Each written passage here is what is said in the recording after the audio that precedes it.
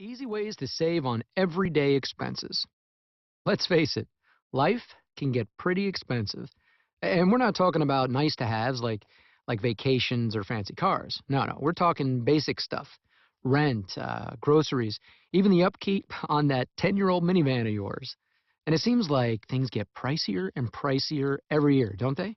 I mean, most families used to have one phone bill, just one. Now, every member of the family needs a phone. Maybe even your sixth grader. Oh, and they eat data like candy, right? Oh, and speaking of eating, let's talk about how much the cost of food has gone up over the years, right alongside with the cost of gas. So what can you do about it? Well, a few small adjustments to your life can help you save more money. The good news is that you're in complete control of how much or how little you actually do, and any steps you take can affect your bottom line. Let's start at the supermarket. There are so many ways that you can save money on your shopping bill if you put a little effort into it. I mean, like anything else, having a game plan before you start can make a big difference in the outcome. That starts with the good old shopping list. Make one every time you go shopping. That way, you only get what you need and won't buy all those little extras you see along the way. You know what I mean. And switch to store brand groceries because the private label foods are often 25% cheaper than name brands. Another good way to save is also one of the most obvious, clipping coupons. Yeah, start with coupons available in your Sunday newspaper right next to the funnies. But don't stop there because there are many websites now that let you print coupons for free. There's a good list at the end of this video in the What to Do Next section. You'll save even more if you find a store that doubles coupons. And many times, stores will align their sales with the coupons in the paper at that time. So scan your local circulars. Oh, and don't forget to sign up for rewards programs either, from your bank or from the supermarket. Both can provide you with either discounts or cash back on the things you buy. There are many other small changes you can make that can save you a lot of money over time. Like the things you drink, for instance, can really add up. So instead of taking bottled water on the go with you, why not buy a filtered water bottle and fill it up with tap water instead? Little au naturel. That little change could mean hundreds of dollars back in your pocket over the course of a year. And what about those fancy coffee drinks you get every day? Skip the latte every morning and brew your own at home, and you could save over $700 throughout the year. You heard right, $700. And speaking of home brewing, what about home cooking? Cutting down on takeout food and restaurant meals can help you save significantly as well. So dust off those cookbooks because cooking at home can save you hundreds a year, especially when you consider that the average family spends close to half of its food budget on meals away from home. Now, that's just the tip of the savings iceberg.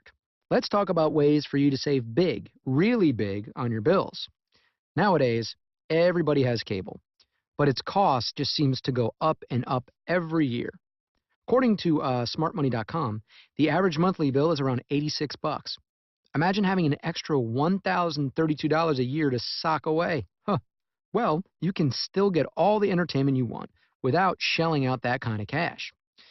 For example, if your TV can receive a digital broadcast signal, then an antenna is all you need to watch your local channels for free.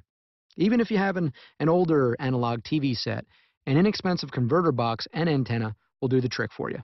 Better yet, if you want to see the latest movies, use an online DVD rental membership, or even those self-serve DVD machines at your local grocery store. You can even watch many of your favorite TV shows online now. If you decide you can't live without cable, like me, then try bundling it with your internet service and even a landline telephone. So call your cable provider. They can help you get into a cheaper package or a specific bundled offer. But you have to call them in order to get it. And while we're talking landlines, if you got one, how much are you really using it? Why not ditch it all together? If you've got a cell phone, it's redundant and expensive to also pay for a landline. But the phone savings should not stop there. Data and texting plans for your cell phone, those can be very costly. So look at how much you're really using those plans, and if you can manage on a smaller plan, change it. You could save big over the course of a year. Let's look at your mortgage or rent next. Keep your eye on the rates, because if they drop or if they're lower than your current rate, you could free up several $100s for your family's budget every month by refinancing.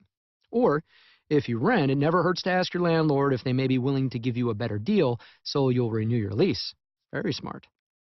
And when it comes to bills, if you have a number of balances across many credit cards with high interest rates and other consumer debts like, let's say, student loans, yeah, you might consider consolidating your debt to pay it off more quickly.